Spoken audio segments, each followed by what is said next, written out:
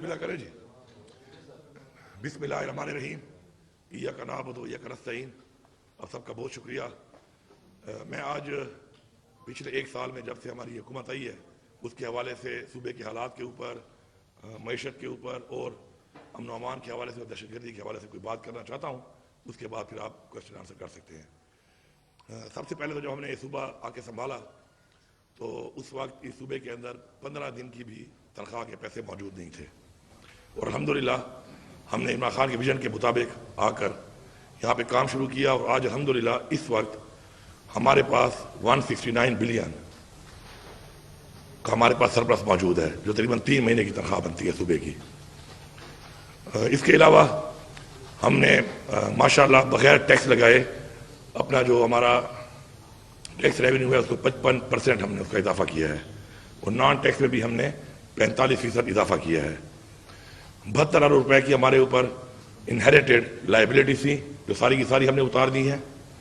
इसके साथ साथ अपने डेवलपमेंट के हवाले से हमारा जो रिसिप्ट आती हैं उसके मुताबिक एक बजट बनता है और एलोकेशन रखी जाती है उसकी, तो माशाल्लाह उससे बढ़कर चूँकि पैसा हमने इकट्ठा कर लिया है तो 30 अरब रुपया उससे बढ़कर बजट से अपनी डेवलपमेंट स्कीम्स को भी हम इस रवां साल में दे रहे हैं जो शुरू है इस वक्त।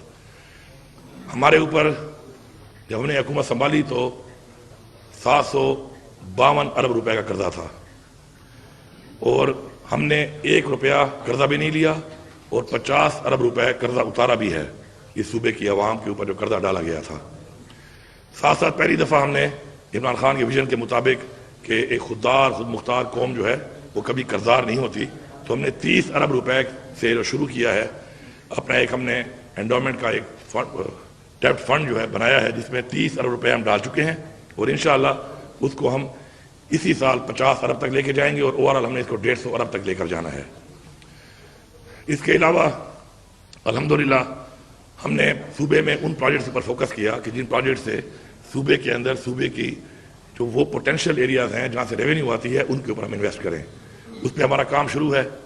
हमारे पास एक हाइडल का जो है नेट हाइडल का बहुत बड़ा हमारे पास एक पोटेंशियल है, उसके ऊपर हमारा जो काम अभी शुरू है मुझे इंशाल्लाह पूरा उम्मीद और यकीन है कि 2028 तक हम 500 मेगावाट बिजली अपनी तैयार करेंगे और ट्रांसमिशन लाइन हमारे पास नहीं है उसके ऊपर हमने काम शुरू कर दिया। 18 अरब से काम शुरू हो गया, तकरीबन 157 बिलियन की ये इन्वेस्टमेंट है और अगर यहाँ पे हमारी बिजली तैयार इंशाल्लाह हो जाएगी, साथ में हमारी लाइन बिछ जाएगी, तो हम जब इंडस्ट्री को सस्ती बिजली देंगे तो एक तो सूबे का बहुत ज़्यादा रेवेन्यू भी बढ़ेगा और साथ में एक इंशाल्लाह केपी जो है इंडस्ट्रियल हब बन जाएगा और इंशाल्लाह उससे रोजगार भी आएगा और रेवेन्यूज भी आएंगे।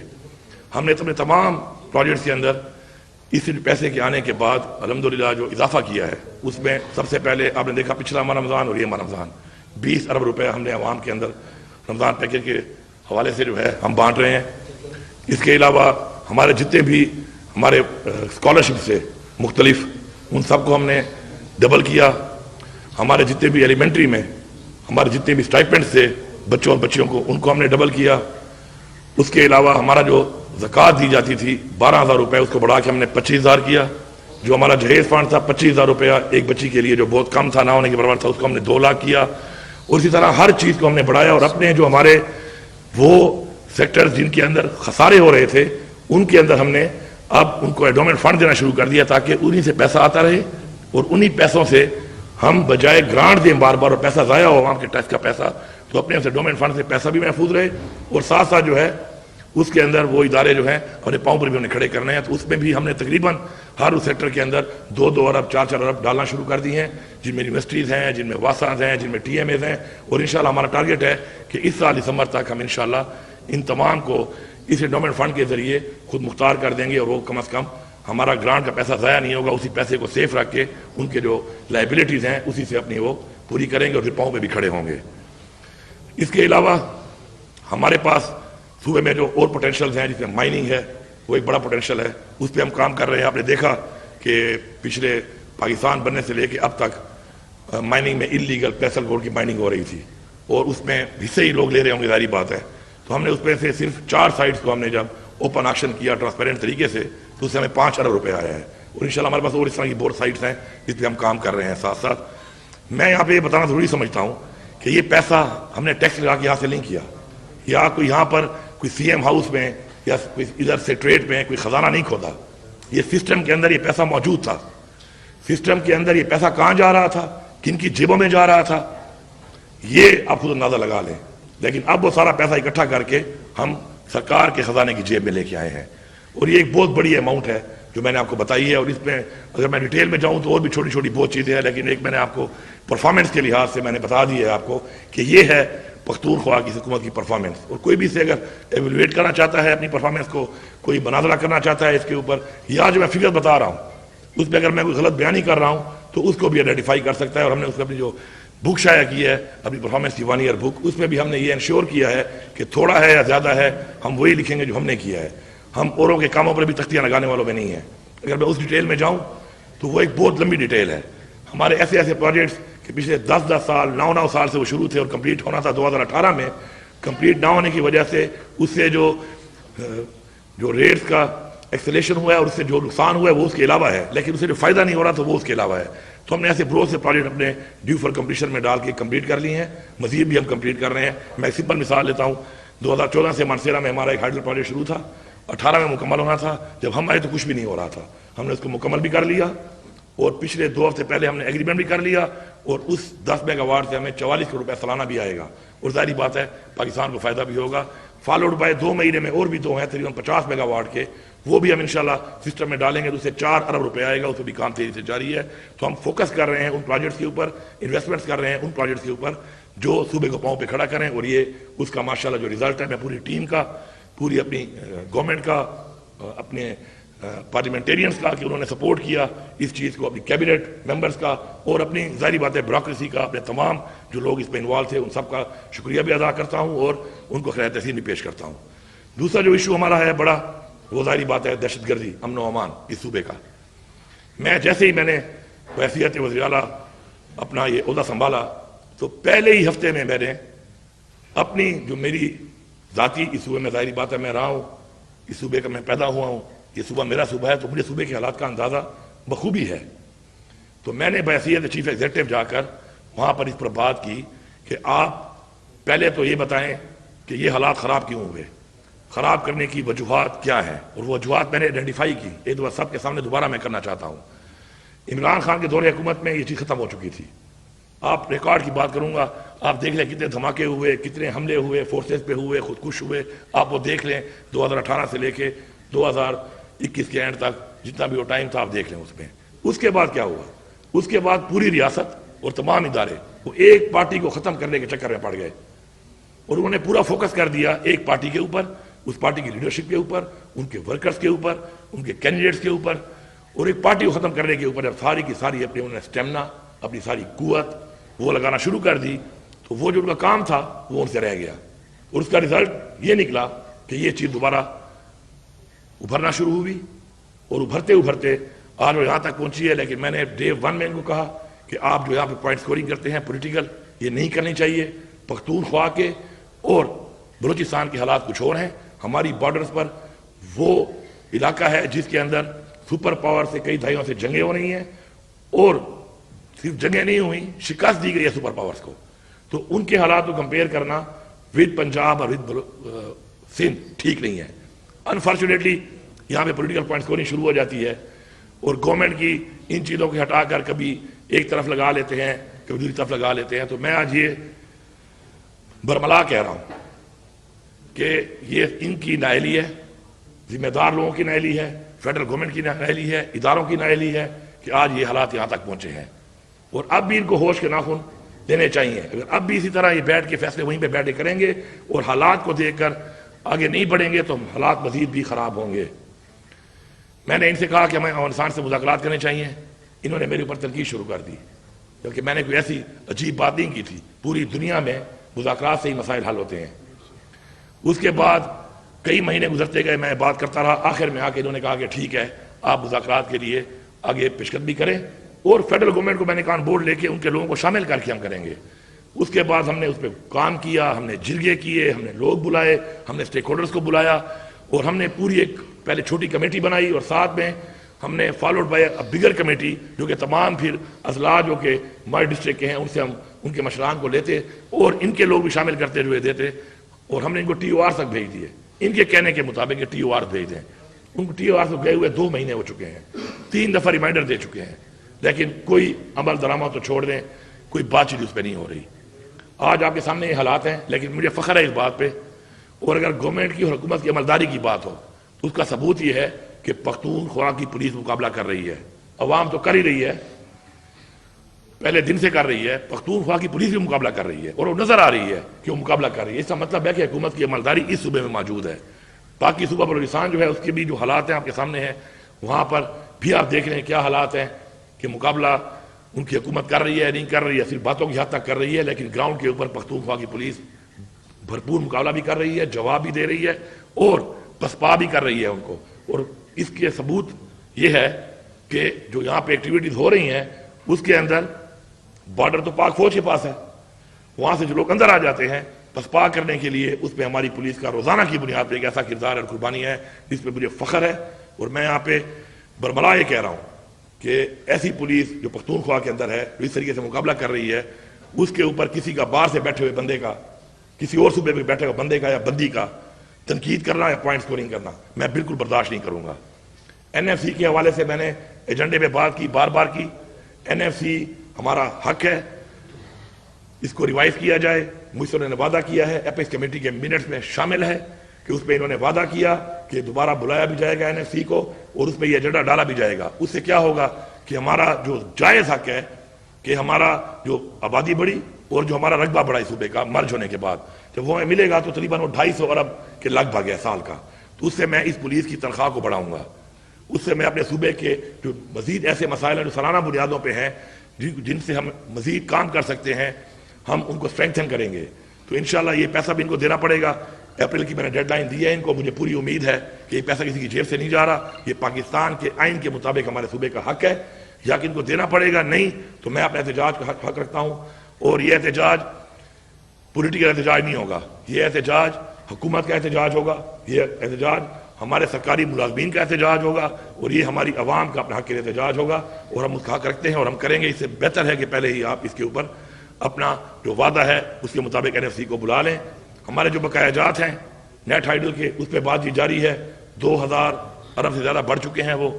अगर पैसे इनके पास नहीं है, हमारे साथ बैठ जाएं, हमें कुछ पैसे वो दे दें जो ये दे सकते हैं। इसके अलावा अगर नहीं है, इनको देने पड़ेंगे, क्योंकि मैं ये पैसे माफ़ नहीं कर सकता। मैं परिसटा की तरह 1680 अरब को 80 अरब में माफ़ी नहीं दे सकता, क्योंकि ये पैसा मेरा है नहीं, ये पैसा मेरी आवाम का है। तो ये पैसा पूरा इनको देना पड़ेगा। और जो हमारे बकायाजात हैं AIP के हवाले से, शर्म का मकाम है कि ऐसे हालात के बावजूद दहशतगर्दी भी फैल रही है और वहां की आवाम से जो वादे किए गए थे AIP के, फेडरल गवर्नमेंट के, उसमें अब तक 700 अरब देने थे। उस 700 अरब में से 232 अरब अब तक एलोकेट हुए इन 7 सालों में, और उसमें मिले सिर्फ 132 अरब। और जब से हमारी हुकूमत आई है, 9 महीने से एक ऐसी कमेटी बना दी गई है कि वो जो पैसे हर महीने आते थे वो भी उन्होंने बंद कर दी है। तो इनकी सीरियसनेस का अंदाजा यहां से होता है। और मैंने इनको बताया हुआ है कि पैसा जल्दी रिलीज करें, क्योंकि इस दौरान में हमने काम बंद नहीं किया। अपने पैसों में से हम वहां पर भी पैसा ये दे रहे हैं, लेकिन पैसा इन्होंने देना है। ये कोई भीख नहीं है, ये कोई खैरात नहीं है, ये वो हक है, आइन के मुताबिक हक है जो हमें मिलना चाहिए और हमारे साथ कमिटेड है ये। तो कमिटमेंट को पूरा करें। जब रियासतें अपनी कमिटमेंट पूरी नहीं करती तो अवाम में एतमाद खत्म होता है। मैं पहले भी कह चुका हूं, मैं फिर कह रहा हूं कि अवाम का एतमाद नहीं है इस वक्त, ना अपने इदारों पर न हुकूमत के ऊपर। और यही वजह है कि एतमाद ना होने की वजह से चीजें बदतर होती जा रही हैं। अपना एतमाद बहाल करें। आप देखें IMF का हमने टारगेट अचीव किया, IMF ने कहा, उससे क्या हुआ, एक सूबे की क्रेडिबिलिटी बनी कि क्रेडिबल सूबा है, ये सूबा अपनी जो कमिटमेंट करता है उसको पूरा करता है। इसी तरह हमने जो एक कर्जा उतारा है, ये भी हमारी क्रेडिबिलिटी है कि हम अपनी क्रेडिबिलिटी बना रहे हैं कि हम ऐसा सूबा है कि अगर हम कोई कर्जा लेंगे तो हम उसको उतारेंगे और जो कमिटमेंट करेंगे पूरी करेंगे। जब से हम आए हैं, हर महीने जो 10 अरब रुपया कर्जे की जो किस्त देनी पड़ती है, हमने 1 रुपया भी शॉर्ट नहीं किया, हर महीने मुकम्मल अब देते हैं।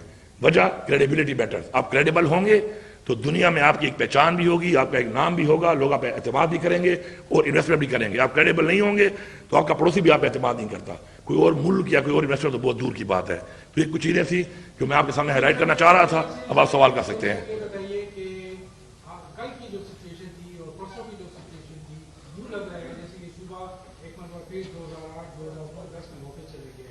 ठीक है, आपने जो बातें की वो आपकी बातें बिल्कुल बजा हैं, لیکن اس وقت صوبائی حکومت کیا ایفرٹس کر رہی ہے؟ کیونکہ عوام میں ٹیرر پایا جاتا ہے، خوف پایا جاتا ہے، خصوصی طور پہ جنوبی اضلاع کی عوام میں، دیگر علاقوں میں، ایون پشاور میں لوگ خوف کے عالم میں مبتلا ہیں. تو حکومت، صوبائی حکومت کیا اقدامات کر رہی ہے؟ جی آپ نے خود ہی کہہ دیا کہ 2009 اور 10 والے حالات بن رہے ہیں. تو اس وقت کون سی حکومتیں تھیں اور کون سی پالیسیاں تھیں، انہی کا وہ نتیجہ تھا. اتنے آپریشن کرنے کے باوجود کس کے آپریشن کا فائدہ نہیں ہوا، الٹا نقصان ہوئے ہیں. اس کے بعد جب ہم آئے، ہم نے سنبھالا اور پھر ہمیں ختم کرنے کی پالیسی بنا لی گئی، تو اسی سے یہ حالات بنے ہیں. میں آپ کو یقین دلاتا ہوں کہ انشاءاللہ ہم نے آتے ہی اپنی پولیس پہ بہت کام کیا ہے، اسٹرکچر کرنے کے لیے کام کیا ہے، مزید بھی ہم کام کر رہے ہیں. اور یہی وجہ ہے کہ اچھا مقابلہ کر رہی ہے پولیس، اور اس سے بہتر بہت سارا کام پہلے بھی ہونا چاہیے تھا. اب میں چھوٹی سی بات کرنا ضروری سمجھتا ہوں. فار ریکارڈ، آج سے 10 سال پہلے پختونخوا صوبے نے 4000 بندوقوں کے لیے پیسے جمع کرائے تھے. اس کا ڈالر کا ریٹ پتہ نہیں کیا تھا اور آج کیا ہے، کیش. جب میں آیا تو ایک بندوق بھی نہیں ملی تھی 10 سالوں میں. تو آپ مجھے بتائیں کہ ایک صوبہ دہشت گردی سے جنگ لڑ رہا ہے اور آپ اس کو بندوقیں تک پیسے دینے موجود مہیا نہیں کر رہے، تو آپ سیریس ہی نہیں ہے اس کام کے لیے. اور جو یہاں بیٹھے ہوئے تھے ان سے ہی میرا سوال ہے کہ آپ سوئے ہوئے تھے ستو پی کر کہ آپ یہ مانگ نہیں رہے تھے چیز؟ الحمدللہ آتے ہی ہم نے کام شروع کیا. اب تک ہمیں تقریباً 500 بندوقیں اس میں مل چکی ہیں جو ہم آگے دے چکے ہیں، اور مزید بھی ہمیں انشاءاللہ جو انہوں نے دینی ہے ہمیں ٹائم یہ دیں گے. ساتھ ساتھ ہم اپنی بختر بند گاڑیوں کو آرڈر دیا ہوا ہے، وہ بھی چونکہ آپ کو پتہ ہے پریکیورمنٹ کرنے کے لیے یہاں پہ جو مسائل ہوتے ہیں، جو یہاں پہ ہرڈلز ہیں جو بنائی گئی ہیں، اس میں کام سلو ہو رہا ہے، لیکن ہمیں وہ مل رہی ہیں. بلٹ پروف گاڑیاں بھی ہیں، بہت سارا اسلحہ ہے، ویپنز ہیں، اکوپمنٹس ہیں جو ہمارا شروع ہے. اور یہی وجہ ہے کہ ہم نے اسٹرینتھن کیا ہے. تو آج پولیس ماشاءاللہ ہماری مقابلہ کرنے کی پوزیشن میں ہے. لیکن یہ کام بہت پہلے ہونا چاہیے تھا، بہت بہتر ہونا چاہیے تھا، بہت ہائی گریڈ ہونا چاہیے تھا. نہیں ہوا، لیکن شکر ہے ہم اس پہ کام کر رہے ہیں اور انشاءاللہ یقین دلاتے ہیں کہ ہم حالات کا مقابلہ کر سکتے ہیں اس طرح کا.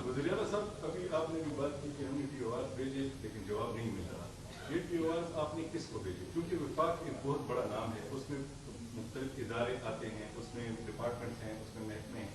یہ آپ نے کس کو بھیجے؟ کیونکہ ہم بھی معلوم کرنے کی کوشش کر رہے ہیں وہاں پہ، تو ہمیں کوئی جگہ نہیں ملی جہاں پہ ٹیوار گئے ہوں. دوسری بات یہ کہ ہمارے کے ساتھ بھی ایک رابطہ ہوا ہے سفیر کے ذریعے.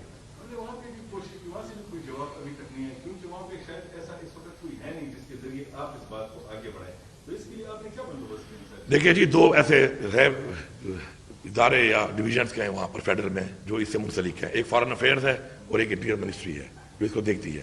یہ ٹی او آر دونوں کو جا چکے ہیں، اس کے بعد ریمائنڈر بھی ہمارے جا چکے ہیں، لیکن ابھی تک ہمارے ساتھ بات چیت نہیں ہو رہی بیٹھ کر. تو میں کیا کہوں اس بارے میں. افغانستان کے ساتھ تو ہم نے اپنے لیول پہ تو بات چیت شروع کر دی تھی، لیکن اب جب تک سرکاری لیول پہ ٹی او آر بننے کے بعد ایک پراپر یہاں بیٹھ کے ہماری ٹی او آر فائنل نہیں ہوتے، تو اس وقت تک ہمارا وفد تو نہیں جا سکتا، کیونکہ یہ ہمارے صوبے کا ڈومین نہیں ہے، پروونشل ڈومین نہیں ہے اس کا.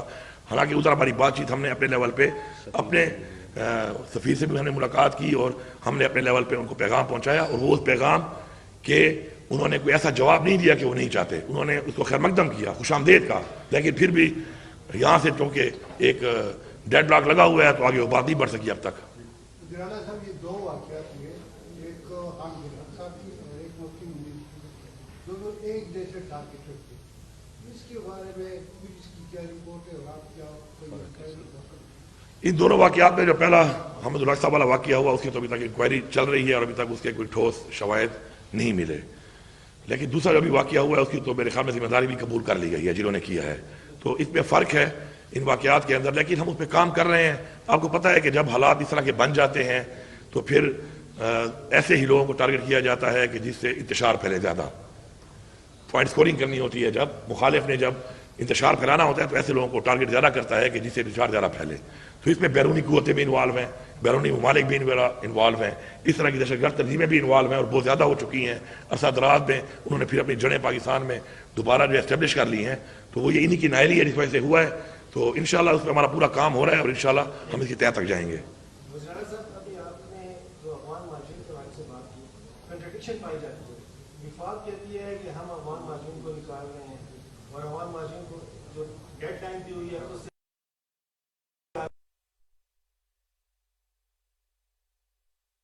سے بھی دی جائے. تو یہ جو کنٹرڈکشن ہے تو اس کا آپ کیا سمجھتے ہیں، اس کا اثر جو ملک کی صورتحال ہے اس پہ نہیں پڑ رہا ہے کہ حکومتیں جو ہے تو ایک یکسو نہیں ہے ایک مسئلے کو حل کرنے کے لیے؟ اور جس میں ٹیررزم میں آپ نے پولیس کے حوالے سے بات کی تو جو آئی جی نئے آئے ہیں انہوں نے ایک سمری کہتے ہیں سمری بھیجی ہوئی ہے جس میں کہ تنخواہوں کے حوالے سے ہے، ان کے جو بلڈنگز ہیں وہ ختم ہو چکی ہیں ان کے بنانے کے، دو چار وہ کہہ رہے ہیں کہ ابھی تو وہ سمری اپروو نہیں ہو رہی. تو آپ کہہ رہے ہیں پیسے ہیں ہم سب کچھ دے رہے ہیں، لیکن جب آئی جی سے بات کرتے ہیں اور جب آئی جی یہ بات کرتے ہیں اور ساتھ آئی جی بھی بات کرتے ہیں کہ یہاں خیبر پختونخوا میں پنجاب سے یا دیگر علاقوں سے جو پولیس افسران ہیں وہ یہاں آنا نہیں چاہتے کیونکہ ایک تنخواہ کم ہو جاتی ہے، دوسرا یہ ہے کہ ان کو جو ہے تھریٹ شروع ہو جاتا ہے۔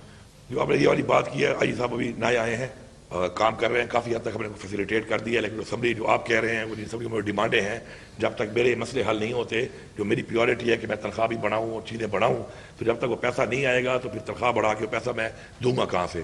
تو اس میں باقی چیزوں پہ کام ہو چکا ہے۔ کچھ چیزیں ایسی ہیں کہ جو ان کے مطابق ٹھیک ہے کہ ہم پاکستان میں اگر پنجاب میں اتنی ہے کیونکہ پنجاب میں رہے ہیں، یہاں پہ کیوں کم ہے، لیکن اس کی وجوہات یہی ہیں کہ ہمیشہ ہمیں پیچھے رکھا گیا، ہمیں اپنے جائز پیسے نہیں مل رہے، ہمیں اپنے جو لائبلٹیز ہیں وہ نہیں دی جا رہی، ہمیں جو روٹین کی ریسپٹس ہیں وہ نہیں دی جاتی ہیں۔ تو یہ وجوہات ہیں جس کے اوپر ہم ابھی کام کر رہے ہیں کہ ختم کریں اور اس کے بعد ہم ان چیزوں کو بڑھائیں۔ دوسری جو آپ بات کریں افغان مہاجرین کے حوالے سے، دیکھیں افغان مہاجرین ہمارے پڑوسی ہیں، تھے اور رہیں گے افغان، ہم نے ان کو یہاں پہ اپنے سینے سے لگایا، لیکن دیکھیں ہر ایک گورنمنٹ کی اور ایک سوچ اور پالیسی ہوتی ہے، ہر ایک پارٹی کی بھی ہوتی ہے، ہر انسان کی بھی ہوتی ہے۔ ایز اے پالیسی ہم فیل ہوئے ہیں ہمیشہ اور اسی وجہ سے ہم نقصان اٹھا رہے ہیں۔ میں یہ سمجھتا ہوں کہ لاسٹ ٹائم بھی ہم نے اس طریقے سے افغان مہاجرین کو واپس بھیجنا شروع کر دیا۔ آپ نے دیکھا کس طریقے سے ایک تذلیل ہوئی ان کی کہ وہاں پہ اون نہیں کر رہے تھے، کوئی بندوبست نہیں تھا، یہاں سے آپ نے دھکیل دیا بچے، عورتیں، خواتین، اور وہاں پہ جس طریقے سے ان کے ساتھ ایک رویہ ہوا، میں سمجھتا ہوں کہ یہ ہیومن رائٹس وائلیشن ہوئی ہے، بدترین ہیومن رائٹس وائلیشن ہوئی ہے جو نہیں ہونی چاہیے۔ دوسری بات، میں تو بڑا خوش ہوتا ہوں، بیلجیم کا جزیرہ بھی لے لیتا ہوں اور بیلجیم میں جو ہے نا اس کی میں نیشنلٹی بھی مانگتا ہوں۔ سارے کے سارے جو یہاں بیٹھے ہوئے ہیں، یہ جو ہمارے سارے ڈیسیجن میکرز، امریکہ، یو کے، کینیڈا، ان کی نیشنلٹی لینے کے لیے ہر وقت بلبلا رہے ہوتے ہیں اس طرح۔ ایک افغانی اگر پاکستان کی نیشنلٹی لینا چاہتا ہے تو کیا افغانستان دنیا میں نہیں آتا؟ کیا افغانستان اس دنیا کا ایک ملک نہیں ہے؟ کیا اس کے لوگوں کے وہ ہیومن رائٹس نہیں ہیں، فنڈامنٹل رائٹس نہیں ہیں جو پوری دنیا کے ہیں؟ ہم چیک کریں، اور ایک بندہ اگر کلیئر ہے تو ہمیں دینی چاہیے، ہم کیوں نہیں دے رہے؟ یہی سے نفرتیں پھیل رہی ہیں، یہی غلط پالیسی ہیں کہ نفرتیں پھیلتے پھیلتے آج ہم یہاں تک اس جگہ پہ پہنچ گئے ہیں۔ میں بالکل اس حق پہ نہیں ہوں جب تک وہاں ان کے لیے پراپر بندوبست نہ ہو، جب تک وہاں پہ وہ جانا نہ چاہیں، اس طریقے سے ان کو نکالنا، اس طرح کی پالیسی اب یہ کہہ رہے ہیں فی الحال، جب اس پہ عمل نہیں آئیں گے کرنے کے لیے تو بحیثیت صبح جو لوگ میرے پاس یہاں پہ ہیں میں اس میں پھر اس وقت بات کروں گا کہ میں ان کو الاؤ کرتا ہوں، میں صحیح سمجھتا ہوں، نہیں سمجھتا تو اس وقت کریں گے، لیکن میں بالکل اس پالیسی کو بالکل میں اس کو انڈورس نہیں کرتا۔ یہ غلط ہے، یہ ان ہیومن ہے، یہ فنڈامنٹل رائٹس کی وائلیشن ہے، انٹرنیشنل فنڈامنٹل رائٹس کی وائلیشن ہے، اور کسی انسان کو کسی ایسی جگہ پہ ضرورت بھیجنا کہ جہاں پہ اس وقت اسٹیبلٹی نہیں ہے اور وہ جانا نہیں چاہتا، اس کو وہاں پہ موت کے منہ میں دھکیلنا جو ہے، یہ میرے خیال میں انسانیت سے بھی ایک باہر نکلنے والا ایک گھٹیا عمل ہے۔ یکم کے بعد یہاں اس صورت میں جو افغان مہاجرین ہیں وہ یہاں پہ رہیں گے، ان کو آپ لوگ نہیں نکالیں؟ ابھی تک انہوں نے پلان بنایا ہوا ہے کہ نکالنے کا، اور مجھ سے ابھی تک ان کی بات چیت پہ نہیں ہوئی۔ میں اس حق میں بالکل نہیں ہوں۔ جب مجھ سے یہ بات کریں گے کس طرح نکالنا ہے، کس طرح بھیجنا ہے، کس کس کو نکالنا ہے، کس وجوہات کی بنا پہ نکالنا ہے، وہاں پہ اس گورنمنٹ کے ساتھ کوئی بات چیت کر کے ان کو کوئی وہاں پر وہ اون تو کرے نا۔ اس طرح کیسے نکالنا ہے کہ میں بارڈر کے باہر پھینک دوں ان کو؟ تو میں بالکل اس کے حق میں نہیں ہوں۔ جب یہ آ کے اس پہ پراپر بات کریں گے پھر میں اپنے صوبے کے مطابق، اپنی سوچ کے مطابق، اپنی پالیسی کے مطابق وہی کروں گا جو مجھے سوٹ کرتا ہے۔ میں وہ ایسا کام ان کو نہیں کرنے دوں گا جو میرے صوبے کو سوٹ نہ کرے، میری پالیسی کو سوٹ نہ کرے، میرے کلچر کو سوٹ نہ کرے، میرے روایات کو سوٹ نہ کرے، تو میں بالکل اجازت نہیں دوں گا۔ جو کچھ ہوا، جو ادارے ہیں وہ ایک پارٹی کے پیچھے پڑ گئے تھے، وہ تو آپ کی پارٹی کا ان کا مسئلہ تھا، ایک صوبے کے چیف ایگزیکٹو ہیں، کبھی ملاقات میں بات کی آپ نے آرمی چیف سے کہ آپ کے ادارے کا جو کام ہے وہ کام کیوں نہیں کر رہا؟ یہاں دو صوبے میں لوگ مر رہے ہیں تو اپنا کام وہ خود ٹھیک کیوں نہیں کر رہے؟ بار بار میں یہ بات کرتا ہوں، لیکن یہاں پہ ایک اور بھی مزے کی بات ہے نا، جس طرح آپ سب بھائی بیٹھے ہیں نا، تو میں جس میٹنگ میں جاتا ہوں نا تو مزے کی بات ہے میں اکیلا ہوتا ہوں۔ وہ جو میرے ساتھ دو تین ہوتے ہیں نا یہاں والے، وہی وفاق کے نیچے آتے ہیں، وہی میرے ساتھ نہیں ہوتے وہاں پر۔ تو میں تن تنہا لڑتا رہتا ہوں، تن تنہا جنگ لڑتا ہوں، اور میں لڑتا رہوں گا۔ میں نے بار بار یہ بات کی، میں نے اسی میڈیا کو بھی اپڈیٹ کیا ہر اس بات کے اوپر، تاکہ میڈیا کو پتا ہو کہ میں نے یہ بات کی، اور میں بار بار یہ بات کرتا رہا، ان کو صحیح پالیسیاں، گائیڈ لائنز دیتا رہا ہوں پالیسیوں کی، لیکن انفارچونیٹلی اس وقت ان کو احساس ہی نہیں ہے اس چیز کا۔ یہ ابھی بھی اس کام پہ لگے ہوئے ہیں کہ پی ٹی آئی والوں کا گھر کیسے توڑنا ہے، پی ٹی آئی کا پنجاب میں پی ٹی آئی کے لوگوں کو کس طرح ہراس کرنا ہے، کس طریقے سے پی ٹی آئی کو ختم کرنا ہے۔ ان کی فل فلیج پوری اسٹرینتھ، پوری قوت اس پہ ضائع ہو رہی ہے، اور یہ اس پہ مکمل ناکام بھی ہو چکے ہیں، لیکن باز نہیں آ رہے۔ مطلب کہ شرم آنی چاہیے پنجاب کے اندر جب ہم بات کرتے ہیں ہیومن رائٹس کی، جب ہم بات کرتے ہیں ویمن رائٹس کی، جب ہم بات کرتے ہیں انسانی حقوق کی، تو اس کے بعد لوگوں کے گھروں میں گھس کر جس طریقے سے گھروں کو توڑا جا رہا ہے، خواتین کے ساتھ جو ہو رہا ہے اس وقت، جو جیلوں میں ڈالا ہوا ہے آسمی راشد جیسی جو کینسر پیشنٹ ہے، اتنی بوڑھی عورت ہے، اور بیٹھ کے جو ہے نا ٹک ٹاکر صاحب آتی ہیں اور جو آ کے جو ہے نا کہانیاں سنا رہی ہیں، اور وہ کہانیاں جو ہے نا چل رہی ہیں اس ملک کے اندر. اس سے سوال کرو کہ تمہارے مورل اقدار کیا ہیں؟ Where your moral stands? یہ کیا کر رہے ہو تم لوگ؟ چیف ایگزیکٹو تمہارے صوبے میں کیا ہو رہا ہے اور تمہارے آرڈر پہ ہو رہا ہے کہ گھر توڑو، پرچے کاٹو. ایک بندے نے اسے بیان دیا، اس نے وہ ایک ڈرامہ تھا، اس کے اوپر اس نے ایک بات کر دی کہ جی یہ ڈرامہ بنایا گیا SBR کی طرف سے، اور اس میں چار قسم کے لوگ دکھائے گئے. ایک آرمی آفیسر تھا، ایک جرنلسٹ تھا، ایک پالیٹیشین تھا، اور ایک چوتھا جو ہے بیوروکریٹ تھا. اس پہ بنایا، اس پہ اس نے اپنا ایک کمنٹ دے دیا. آپ وصول نے دیکھ کر اس پہ کیا کہا اس نے، اس کے اوپر بندے کو FIR دے دی گئی. اب آپ یہ بتائیں کہ جب اتنا آپ کو حق نہیں ہے بات کرنے کا، آپ کو اتنی آزادی نہیں ہے بات کرنے کی کہ آپ کوئی بات کریں جو کسی کو پسند نہ آئے تو آپ FIR ہو جائے، آپ کا گھر توڑ دیا جائے، آپ کو اٹھا لیا جائے، آپ کو غائب کر دیا جائے، تو مجھے آپ بتائیں کہ ملک آگے کیسے بڑھے گا؟ جب ملک کے لوگ ملک کو اون ہی نہیں کریں گے، جب وہ بات ہی نہیں کر سکیں کہ جو سمجھ رہے ہیں کہ ان کے ملک کے لیے بہتر ہے، اس ہمارے معاشرے کے لیے بہتر ہے، ہماری قوم کے لیے بہتر ہے، تو ملک کہاں جائے گا؟ تو ملک اس طرف جا رہا ہے، اور یہاں پر کوئی پرواہ ہی نہیں ہے. یہاں پہ وہی ایجنڈے شروع ہیں. فارم 47 کے تحت حکومت کو لانا ایک کتنی بڑی زیادتی ہے ایک قوم کے ساتھ، ایک جمہوریت کے ساتھ. پرواہ بھی نہیں ہے، ڈھیٹ بنے ہوئے ہیں، لگے ہوئے ہیں، بے شرموں کی طرح لگے ہوئے ہیں. حالات اب چیک کریں، وہاں پر کھانیاں اکانومی بڑی اوپر جا رہی ہے. کہاں سے جا رہی ہے بھائی؟ لوگوں سے جا کے پوچھو. مہنگائی چیک کرو، بجلی پہلے تو ہے نہیں، جب ملتی ہے اتنی مہنگی ہے کوئی برداشت نہیں کر پاتا. اسی طرح آپ بازار میں جاؤ، مارکیٹ میں بزنس کا کیا پوزیشن ہے؟ کوئی کاروبار ہی نہیں ہے مارکیٹ کے اندر. لوگوں کے پاس وسائل ہی نہیں رہے کہ وہ اچھی زندگی گزار سکے. ایک طرف یہ حالات ہیں، یہاں پر اوپر بیٹھ کر پریشر دے کے آپ لوگوں کو بھی پریشر دے کر، میں تو صاف بات کرتا ہوں، ایک نئی کہانی پہ مجبور کیا جاتا ہے. پھر آپ لوگ وہاں تو بیچارے کر لیتے ہیں، پھر اپنے ویلاگ میں یا کہیں سائڈ میں بیٹھ کے اپنی بات بھی کر لیتے ہیں تھوڑی تھوڑی. اس میں بھی پیچھے ریفونیں آنا شروع ہو جاتی ہیں کہ یہ کیوں بولا ہے. میں یہ سمجھتا ہوں کہ چلو ایک بڑی بات کر ہی دیتا ہوں. رات کو میرا ایک بڑا قریبی فیملی فرینڈ ہے ہمارے، چونکہ میرا والد صاحب بھی آرمی میں تھے اور میرا بھائی بھی آرمی میں تھا.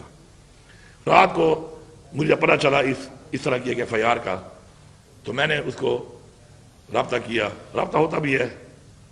میں نے اسے ایک بات کہی ایز این آرمی فیملی، کیونکہ میں آرمی فیملی ہوں، یہ میرے ساتھ ایک چیز لگی ہوئی ہے. تو میں نے اسے ایک بات کہی. میں نے اسے یہ کہا، میں نے کہا آج یہ وقت آ گیا ہے کہ پتہ نہیں کون ڈائریکشن دے رہا ہے، کون مشورہ دے رہا ہے، اور کن پالیسیوں پہ کام ہو رہا ہے، اور ہم کس طرف میں نے کہا جا رہے ہیں. کیونکہ اس کے والد صاحب میرے والد صاحب کے کورس میٹ تھے، اکٹھے ہمارے فیملی ایک تعلق تھا. پھر وہ میرے بھائی کا کورس میٹ تھا، اس نے بھی ارلی ریٹائرمنٹ لے لی، لیکن آرمی کے ساتھ آج بھی کام کر رہا ہے وہ ڈیفینس اس پہ. تو میں نے اسے کہا کہ ہمیں ان چیزوں کو سمجھنا چاہیے، سوچنا چاہیے. آج فاصلے بڑھ رہے ہیں، نفرتیں بڑھ رہی ہیں. اگر ہم کوئی کردار ادا نہیں کریں گے کون کرے گا؟ ہمیں کردار ادا کرنا پڑے گا. آج ایسے حالات بن چکے ہیں، کسی واقعے کے بعد فون کرنے پڑتے ہیں کہ آپ اسٹیٹمنٹ دے دیں. کہاں کھڑے ہیں ہم؟ فون کر کے ہمیں اسٹیٹمنٹ دینی پڑتی ہیں. فونیں کرتے ہیں کہ جی آپ اسٹیٹمنٹ دیں کوئی حق میں. تو ایک جو ڈسٹینس آ رہا ہے قوم کے درمیان میں، اداروں کے درمیان میں، جو نفرتیں پھیل رہی ہیں، اس کو ہمیں سمجھنا چاہیے. ہمیں اس کے اوپر پردہ نہیں ڈالنا چاہیے. ہم پردہ ڈالتے جائیں گے، ایسے حالات بن جائیں گے جو کنٹرول میں بھی نہیں رہیں گے. پہلے ایک دفعہ ہم اتنا بڑا نقصان اٹھا چکے ہیں. کیا ہوا 71 میں؟ کیا ہوا؟ ہمارا ملک ٹوٹ گیا. ہم نے سبق نہیں لیا اس سے. آج ہم پھر وہی اقدامات، وہی پالیسیاں، وہی کارنامے، وہی تجربے کر رہے ہیں. تو میرے خیال میں اس پہ سیریسلی بیٹھنا پڑے گا. پالیٹکس کو ایک سائڈ پہ رکھنا پڑے گا. ملک کی سالمیت کے لیے جو ہم نے فیصلے لینے ہیں ان کو علیحدہ رکھنا پڑے گا، اور اپنے ہر ادارے کو اپنا کام کرنا پڑے گا. بجائے ادارے اپنا کام چھوڑ کر اور کاموں میں پڑیں گے تو یہ جو حالات آپ کے سامنے ہیں یہ اسی کا رزلٹ ہے. اور اگر ابھی بھی ٹھیک نہ ہوئے تو اس سے بدتر رزلٹ کی بھی امید ہے، اللہ نہ کرے. لیکن میں نہیں سمجھتا ہوں کہ ان پالیسیوں کے ساتھ اور ان حالات کے ساتھ جو ہم جس طرف ہم بڑھ رہے ہیں آگے، تو ہم ان چیزوں کا چیلنج کا مقابلہ کر سکیں. بارڈر بند ہے، ابھی 1 مہینہ ہونے والا ہے. معیشت پہ بھی اثرات پڑ رہے ہیں، تعلقات پہ بھی اثرات پڑ رہے ہیں، اور اب یہ صوبے کا حصہ ہے اس حوالے سے. تو اس حوالے سے آپ کی کوئی بات ہوئی ہے، کوئی ایفرٹ، کیا کچھ؟ ہماری پوری کوشش ہے. 2 دفعہ جرگہ بھی ہم نے کرنے کی کوشش کی ہے. ظاہری بات ہے وہ جرگہ بھی یہی کرتے ہیں بیٹھ کر، تو اس میں کوئی رزلٹ نہیں آیا اس کا. تو اس سے ہمیں تو نقصان ہو ہی رہا ہے. ظاہری بات ہے 1 کروڑ روپیہ ہر مہینے ہمیں وہاں سے آتا ہے صوبے کو. لیکن پیسے کی میں اتنی ویلیو نہیں سمجھتا اس میں، حالات کو سمجھتا ہوں، حالات کی زیادہ ویلیو ہے، اور اس سے جو ہمیں اوور آل نقصان ہو رہا ہے وہ فیڈرل لیول پہ بھی پاکستان کو جو نقصان ہو رہا ہے وہ بہت زیادہ ہے اس سے، لیکن اس کو حل نہیں کر پا رہے، تو یہ نااہلی ہے اور کیا ہے۔ یہی تو باتیں جو میں کر رہا ہوں پہلے دن سے کہ یار بیٹھو، مذاکرات کرو، مسائل کو حل کرو، اس کے بجائے وہ حل جو نہیں ہو رہے تو دہشت گردی کے معاملات بھی ایسے ہو رہے ہیں، لا اینڈ آرڈر کے بھی ایسے ہو رہے ہیں، ٹریڈ بھی افیکٹ ہو رہی ہے، اکانومی بھی افیکٹ ہو رہی ہے، اور اس کے بعد بیٹھ کے ایک بیان دے دینا کہ جی ہم یہ کر لیں گے، ہم وہ کر لیں گے، نئی نئی کہانیاں سنا دینا۔ یہ کہانیاں قوم بہت سن چکی ہے، اب کہانیوں سے بات آگے بڑھ چکی ہے، عملی اقدامات پہ آنا پڑے گا، اور جو پالیسی آپ کی ناکام ہوئی ہیں خدا رہا ان پالیسیوں کو دوبارہ ریوائز مت کرو، ان پالیسیوں کے بجائے اپنی پالیسیوں کو ٹھیک کرو، اپنی پالیسیوں کو درست کرو، درست سمت کی طرف چلو تو اللہ بھی ہماری مدد کرے گا۔ قوم کو اون کرو۔ دیکھیں کوئی بھی جنگ لڑنے کے لیے، کوئی بھی چیلنج کا مقابلہ کرنے کے لیے جب تک قوم آپ کے ساتھ نہ ہو آپ نہیں کر سکتے۔ یہاں قوم ایک طرف جا رہی ہے، اداروں کی سوچ ایک طرف جا رہی ہے، ریاست کچھ اور سوچ رہی ہے، قوم کچھ اور سوچ رہی ہے، اور اتنا گیپ بڑھ چکا ہے کہ اعتماد ہی ختم ہو گیا ہے۔ وہ کہتے ہیں if you want to win freedom win the crowd، یہاں تو کراؤڈ کہیں اور ہے، تو ہم کیسے اپنے آبجیکٹو اچیو کریں گے، اور یہاں پہ سوچ کچھ اور ہے، اور ڈنڈے کے زور پہ جو ہے نا سوچ بدلنے کے پروگرام بن رہے ہیں، تو ڈنڈے کے زور پہ سوچیں بدلتی تو پھر آج تک پاکستان بہت آگے جا چکا ہوتا۔ ہم نے بڑے یہاں پہ مارشل لا بھی لگائے ہیں، ہم نے یہاں پہ بار بار یہ تجربے بھی کیے ہیں، ہم نے جمہوریت کا بھی ہر تجربہ کر لیا ہے، ہم نے لوکل گورنمنٹ کی بھی تجربے کر لیے ہیں یہاں پر ساتھ ساتھ، لیکن اس تمام تجربوں کے بعد آج پاکستان 76,000 ارب قرضے میں آیا ہوا ہے۔ لا اینڈ آرڈر کی حالت آپ کے سامنے ہے، ملک میں لوگوں کے اعتماد کے حالات آپ کے سامنے ہیں۔ 20 لاکھ لوگ پچھلے ایک سال میں پاکستان چھوڑ چکے ہیں۔ اب آپ ذرا حساب لگائیں کہ اگر یہ سارے کے سارے مزدوری کے لیے بھی گئے ہیں، جو کہ نہیں گئے، کچھ لوگ میرے ساتھ زیادہ ایسے بھی لے کے گئے ہوں گے، کوئی جاب کرنے گئے ہوں گے، تو لاکھوں روپے ایک بندے پہ کاسٹ آتی ہے باہر جانے کے لیے۔ اس کو آپ ملٹیپلائی کریں کتنے ہزار ارب پاکستان سے باہر چلا گیا ہے۔ وجہ ناکام پالیسیاں، ناکام حکومتیں اور ناکام قسم کے ان کے ایجنڈے جو انہوں نے یہاں پہ اختیار کیے ہوئے ہیں۔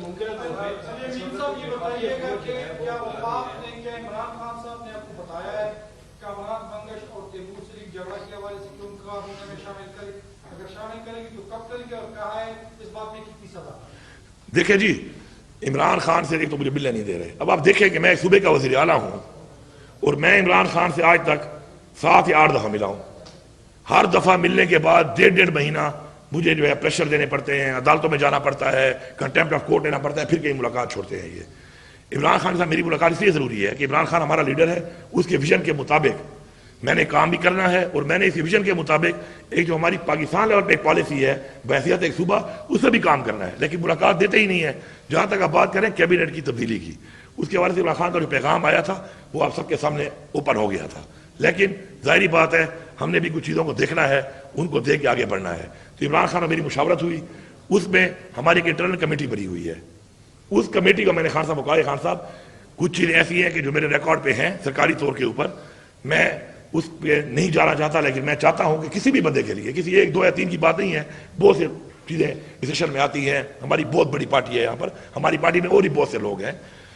اس حوالے سے ہمارا یہ ہوا کہ انٹرنل کمیٹی جو ہے وہ تمام ہمارے جتنے منسٹرز ہیں، جو ہمارا گورنمنٹ کا گورننس ہے، اس کو بھی دیکھ رہی ہے، ہر ایک کو بلا کر اس کے اندر ایک پورا کام کر رہی ہے، ان کو ساتھ ان پٹ بھی دے رہی ہے، ان کی چیزوں کو بھی بتا رہی ہے کیسے ہو رہی ہے، اور ساتھ ساتھ اس چیز کو بھی ایویلیٹ کر رہی ہے۔ تو خان صاحب سے یہی بات ہوئی تھی کہ سال مکمل ہونے کے بعد پرفارمنس بیس کے اوپر تبدیلی لانی ہوگی، تو جن لوگوں کو لائیں گے یا جن لوگوں کو نکالیں گے تو اپنی انٹرنل کمیٹی کے تھرو کم از کم ان کی ویریفیکیشن ایویلیویشن ضروری ہے کہ کیا تجربے کی بنیاد پہ نہ لائیں، کہ کیا پہلے جو کسی نے کام کیا ہے تو کتنا کیا ہے، بہتر کیا ہے یا نہیں کیا، یا کوئی اور اگر ہے ہم لانا چاہتے ہیں تو وہ بھی پہلے جس جگہ پہ رہا ہے اس کا کیا کردار رہا ہے، اس کی کیا پرفارمنس رہی ہے، تو اس کی بنیاد پہ جب میں دوبارہ ملوں گا تو میرے پاس رپورٹ ایک آئی ہوئی ہے، تو میں ان سے ڈسکس کروں گا، اور پھر جو خان صاحب کا حکم ہے، خان صاحب کی حکومت ہے، انشاءاللہ وی ول موو ہیڈ۔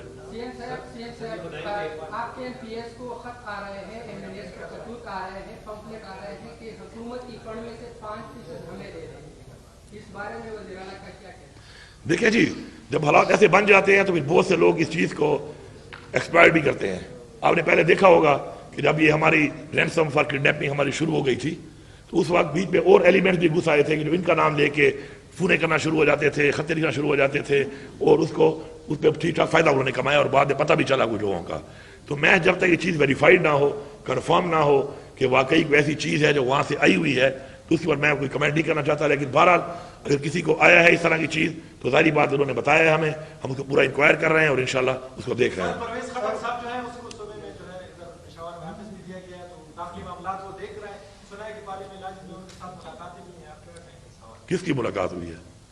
پارٹی کی, پی ٹی آئی کی پارٹی لوگوں کی.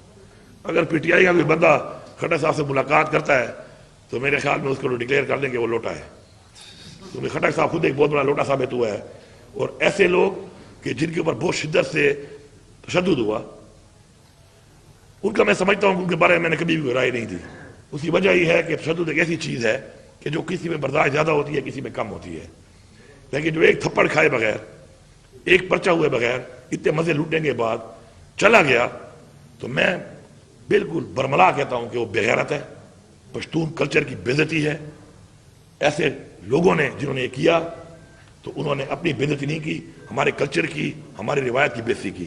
میری محمود خان سے بات ہوئی تھی, یہ بات بھی کر دوں آپ کو. محمود خان جب پارٹی چھوڑنے لگا تھا تو خان صاحب مجھے فون آیا کہ نس رہا ہے, یہ کنٹرول کرو اس کو کنٹرول کرو. تو میں چونکہ صبح سے اس وقت تک بن چکا تھا, یہ بعد میں گیا تھا نا کھٹک صاحب کے بعد یہ, اور مان نہیں رہا تھا کہ میں جا رہا ہوں. ہمیں رپورٹ آ گئی تھی کہ یہ چلا گیا ہے, لیکن نہیں مان رہا تھا. میں نے کال کیا اس کو, جب میں نے اس کو کال کیا تو میں نے اسے کہا محمود خان یہ کام مت کرنا, تمہارے پر عمران خان کا بہت بڑا احسان ہے, تمہیں اس نے صوبے کا وزیر اعلیٰ بنایا ہے, یہ کام مت کرنا, یہ تمہیں پولیٹیکلی تباہ کر دے گا, یہ تم بہت غلط کرو گے, اپنی نسلوں کے لیے تمہیں بہت غلط ایک مثال چھوڑ کے جاؤ گے. تو مجھے اس نے کہا یار یہ گھروں میں بیدیاں کرنا شروع ہو گئے ہیں اور میں تمہارا پردہ خراب نہیں کر سکتا. تو میں نے اس کو جواب دیا کہ محمود خان تم اس ہیلی کاپٹر پہ گھومتے تھے اور نیچے ہمارے ساروں کے جو ہے نا بے پردی کرتے تھے, تم اس وقت تمہیں خیال نہیں آیا کہ تمہاری پردی بے دین ہو سکتی ہے؟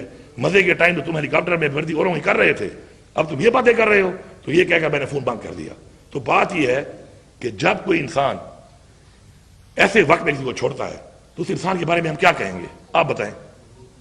ہاں اچھے وقت میں کسی کو چھوڑے تو ہم کہہ سکتے ہیں اصولوں کی بات ہے, لیکن ایسے وقت میں جب کوئی بزدلی کرے, بغیرتی کرے اور چھوڑ کے جائے, تو میرے خیال میں ایسے بندے کے بارے میں بات کرنا بھی صحیح نہیں سمجھتا.